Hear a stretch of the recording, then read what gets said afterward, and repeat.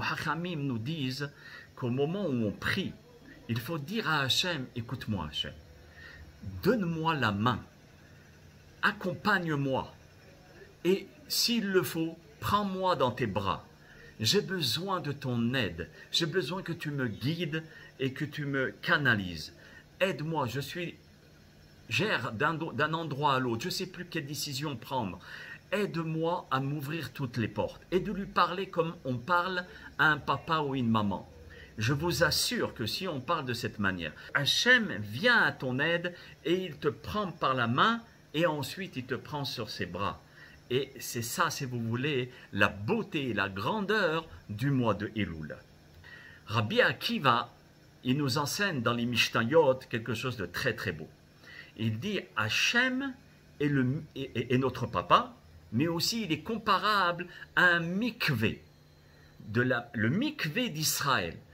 Tout comme le mikvé purifie l'impureté des gens, de même à Kadosh Baruch Hu, il purifie l'impureté du Ham Israël. Donc on rentre dans ses bras, automatiquement, il nous purifie. Écoutez ce que nous dit un grand Talmid Chacham de notre génération, de Bnei Brak, qui s'appelle Rabbi Shlomo Levenstein Shlita. Quelque chose de très très beau.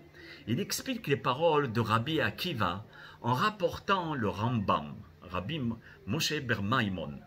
Parce que le Rambam, il dit dans le Yad HaZaka, dans le Rambam, et il dit que si on va au mikvé, il ne faut surtout pas sauter dans un mikvé. Vous savez, comme à la piscine. Et pourquoi? Il dit pourquoi? Parce que le saut en lui-même, c'est ce qui a été effectué par un élan, tout de suite, boum, il est hâtivement, sans préparation. Et ça, cet acte-là, c'est comme si on était à la piscine. Vous voyez, boum, on plonge. Et donc, le Rambam nous dit, si on plonge de cette manière, on enlève toute intention de purification. Parce que la tête, il faut lui donner le temps de conscientiser, attention, je vais me purifier. Et ce n'est pas par un saut qui est très rapide. Et le Rambam, il continue comme ça. Il dit, celui qui rentre dans un mikvé doucement, l'esprit calme, comme on dit en hébreu, comme il dit là-bas dans le Sefer, menuchat anefesh. Et avec l'intention de se purifier, alors là, Hachem contribuera à sa purification. Qu'est-ce qu'il veut dire le Rambam et le Rabbi Shlomo Levenstein? Il dit, ceci est valable aussi, pas seulement pour le mikvé, c'est valable pour notre teshuva. Celui qui prend le temps durant le mois de Elul de se préparer à la teshuva, à la prière, et il essaye de faire les choses calmement, de prendre un moment par jour et de parler à Kodesh Baruch Hu, et non pas se jeter, d'accord, une façon de parler, dans Rosh Hashanah, et puis il croit que ça y est, boum badaboum. Et il n'a aucune préparation. Malheureusement, cette personne-là, elle sera à côté de la plaque. Il faut être assuré d'être préparé. Et c'est là où Hachem, quand il voit qu'on s'est préparé, c'est un mikvé. On rentre dans un mikvé le jour de Rosh Hashanah et Yom Kippour parce que nous avons fait un effort. L'effort de lui parler, de prendre le temps. Vous voyez? Et on sait tous que le mois de Elul est une période de Het Ratzon, comme j'ai dit au début du cours, qui a une profusion, pas seulement sur la planète, mais dans le monde entier, il y a une faveur divine. Le Sfat Emetz, le Admour de Gour, il demande, et pose une question dans son Sefer, et il dit, mais Hachem, il est éternel et immuable. Comment on peut parler qu'Hachem est miséricordieux à certaines périodes, comme le mois de Elul, et des attributs différents à d'autres périodes? Il dit, je ne comprends pas. Comment Hachem, on le rentre dans le temps et l'espace, de clémence ou pas clémence? Comment on peut répondre à cette question, mes chers amis?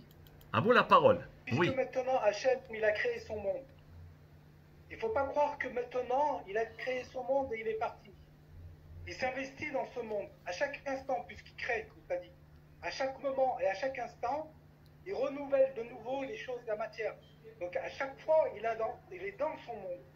Donc puisque maintenant, il est dans son monde, à chaque moment, à chaque instant, bien que maintenant, il y a le temps et l'espace, lui, il peut faire comment? C'est lui qui s'arrange. Lui, il s'arrange pour être avec nous. Très très bien. Est-ce que quelqu'un aurait une autre réponse? Oui. Oui, mon copain. Ben, comme on s'approche du jour du jugement, le bon Dieu nous donne la parole et nous donne la chance de nous exprimer, de montrer à quel point on peut se préparer, se racheter, faire la teshuva et ainsi de suite. Donc il est plus attentif à cette période juste avant de nous juger. Hazak, Hazak.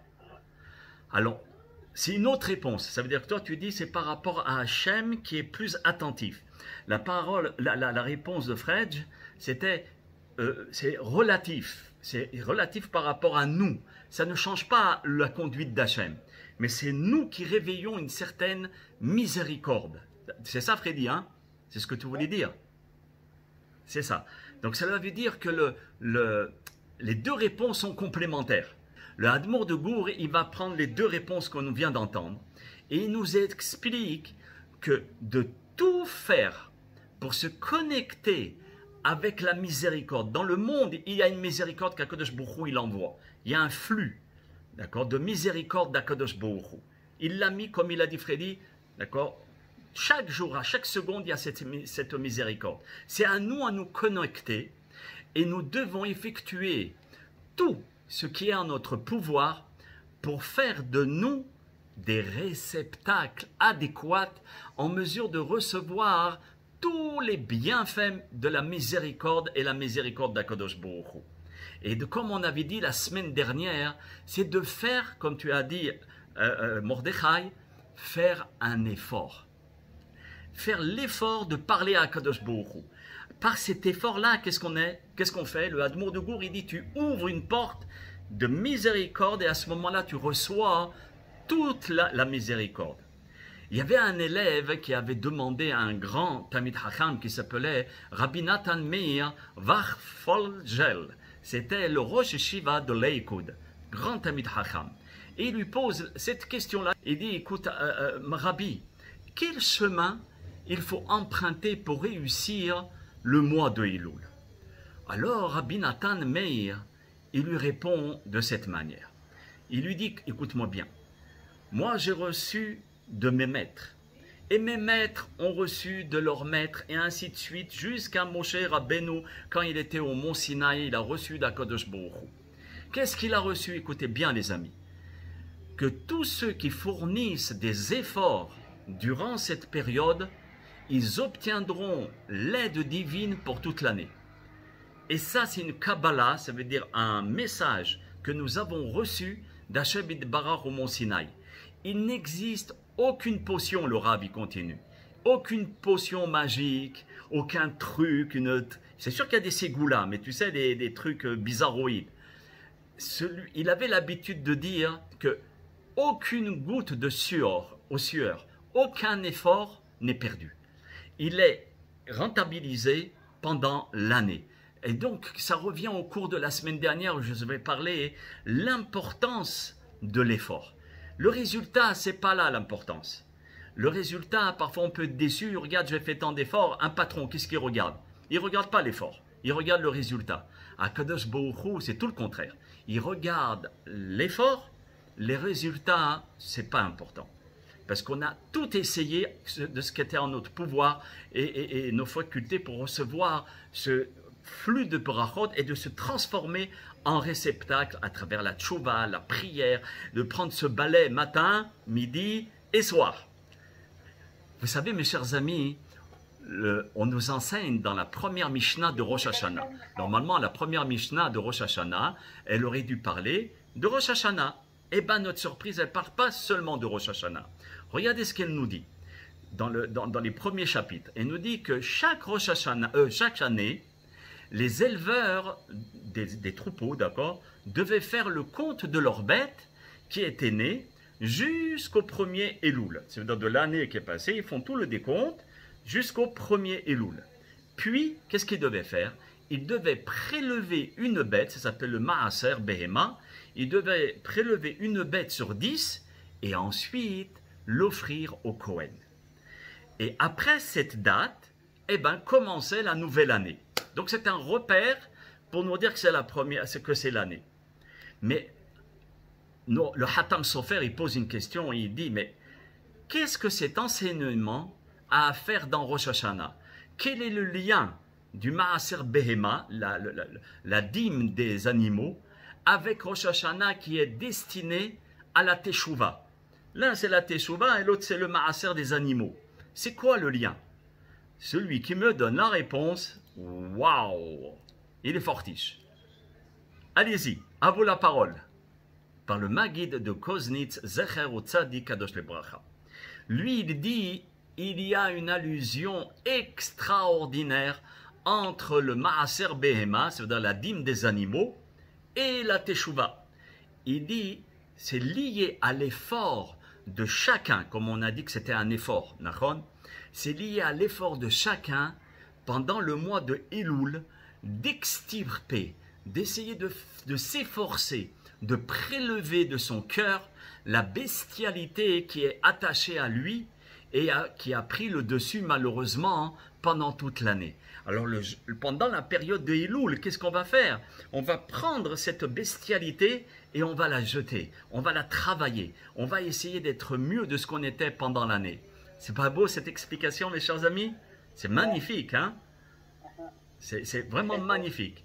Et c'est ça le rapport qu'il y a entre le Maaser, Behema et la Teshuvah. C'est quoi, quel Behema tu dois prélever? La Behema, c'est l'animal qui est à l'intérieur de toi, cette bestialité, essaye de l'enlever et de la travailler. Moi je dis c'est extraordinaire cette réponse. Et le Rabbi Yaakov de Kant, je vous le rapporte souvent, c'est le Maguid de Douvna, pardon. Le Maguid de Douvna, c'est Rabbi Yaakov de Kant, Tzadik Kadosh Lebracha. Lui nous rapporte une très très belle métaphore comme il a l'habitude de faire. Il a un livre entier sur toutes les parachiotes de la Torah à travers des métaphores. Et même je pense qu'elle a été traduite en anglais et en français. Alors il rapporte l'histoire d'un paysan, mais miskin, tellement naïf que vous allez voir. C'était un grand naïf. Et c'était une année où la récolte a été très très très bonne. Mais notre paysan était un petit peu paresseux. Pourquoi? Parce qu'il avait décidé de faire qu'un seul voyage du champ vers sa ferme. Il n'a pas voulu faire plusieurs voyages. Il s'est dit un seul, ça suffit. Donc le voilà qui surcharge sa charrette de plein de bottes de blé et il met dessus toute sa charrette, Baruch Hashem, et il conduit la charrette en une seule fois. Il ne voulait pas faire l'aller-retour et il arrive devant sa grange. Très bien, il ouvre la porte de la grange et il essaye de faire passer sa charrette. Mais malheureusement, la porte de la grange était trop basse, trop petite. Et quand il est rentré, non seulement que ça l'a bloqué, mais toutes les bottes qui étaient dessus la charrette, tous, elles sont tombées par terre. J'ai dit, mais c'est pas possible, qu'est-ce qui se passe? Comment ça se fait que ça passe pas? Alors il y avait un moqueur qui se trouvait juste à côté et qui avait assisté à la scène. Et il s'adresse à ce paysan et il lui dit, mais pourquoi tu frappes ton cheval pour entrer dans ta grange? Tu vois bien que tu ne peux pas. La charge est trop haute. Tu vois bien que tous les épis et les trucs de blé sont trop, t'en as trop. Et la porte de ta grange est trop basse. Alors écoute-moi. Alors le paysan, il dit, d'accord, mais alors qu'est-ce que je peux faire? Il dit, c'est pour ça que je te dis, écoute-moi. Et c'est un moqueur que je vous dis. Il lui dit, moi j'ai la solution, mais pas n'importe quelle solution. J'ai la solution miracle pour toi, mon cher paysan. Regarde, j'ai apporté avec moi une paire de jumelles. Et cette paire de jumelles, tu vas me l'acheter et tout va s'arranger. C'est sûr que lui, il était intéressé à vendre ses objets. Et en l'occurrence, cette paire de jumelles. Et tout va s'arranger quand tu vas acheter cette paire de jumelles. Pourquoi? Parce qu'il te suffira de regarder avec les jumelles la porte de la grange, tu mets les jumelles et tu regardes la porte. Et tu seras étonné de constater, qu'est-ce qui va se passer? Que la porte elle est devenue très grande. Et tu pourras rentrer facilement toute ta récolte dans ta grange. Le paysan naïf, qu'est-ce qu'il fait? Il paye à prix fort la paire de jumelles. Il la prend et il voit la porte de sa grange. Et c'est vrai, effectivement, elle paraissait extrêmement grande. Et il regarde comme ça, il se dit, oh là là, j'arrive plus à voir le haut. Alors, à son grand bonheur, il prend les rênes du cheval, des chevaux, et il s'engage avec sa charrette pour entrer dans la grange. Mais seulement, une fois de plus, tout coince et tout ce qui était dépassé est retombé par terre. Waouh, le paysan, il commence à crier et il dit, mais il y a quelque chose qui ne va pas. S'il te plaît, toi là-bas, le monsieur, il faut que tu règles mon problème. Et il appelle le moqueur. Et il lui dit, mais comment ça se fait que ça marche comme ça? Ça veut dire que tu m'as menti. Je te demande de me rembourser immédiatement. Mais le moqueur, qui était intelligent, il lui réplique et lui dit, mais c'est normal, c'est pas étonnant que tu ne peux pas arriver à passer. Tu sais pourquoi? Parce qu'il faut aussi prendre la paire de jumelles, la retourner et puis regarder la charrette. Et tu vas observer que la charrette, elle va devenir tout à coup très petite. Il faut faire les deux. Entre-temps, le moqueur, il prend la fuite avec son argent. Et le paysan simplet, il fait ce qu'on lui a dit. Et alors il était très content au début, il remet tous les paquets, etc. Et il fonce vers la porte de la grange, mais malheureusement, encore une fois, ça passe pas. Il était déçu. Il essaye de chercher le moqueur, rien à faire, il s'était enfui. Et toutes les mottes de blé étaient tombées par terre. Tous les mottes de blé étaient tombés par terre. Il était très énervé. Il regarde la jumelle et dit, mais pourquoi cette jumelle ne fonctionne pas? Je ne comprends pas. Alors, ça c'est la métaphore du Maguid de Douvna. À votre avis, que signifie cette métaphore? Et qui est donc ce paysan? Alors, je vous laisse la parole et après on commence une belle histoire. Allez-y, à vous. Le Maguid Medouvna nous dit comme ça. Chaque juif, la veille de Rosh Hashanah, le jour du jugement, où sont pesées les mitzvot. Il y a toutes les mitzvot d'un côté et les fautes de l'autre. Et le mauvais penchant qui est le petit rigolo là qui lui a vendu la paire de jumelles, lui c'est le mauvais penchant. Il nous occupe afin que l'on puisse pas avoir le temps de faire teshuva. Et qu'est-ce qu'il fait? Écoutez bien, il nous aveugle. Et comment il fait pour nous aveugler?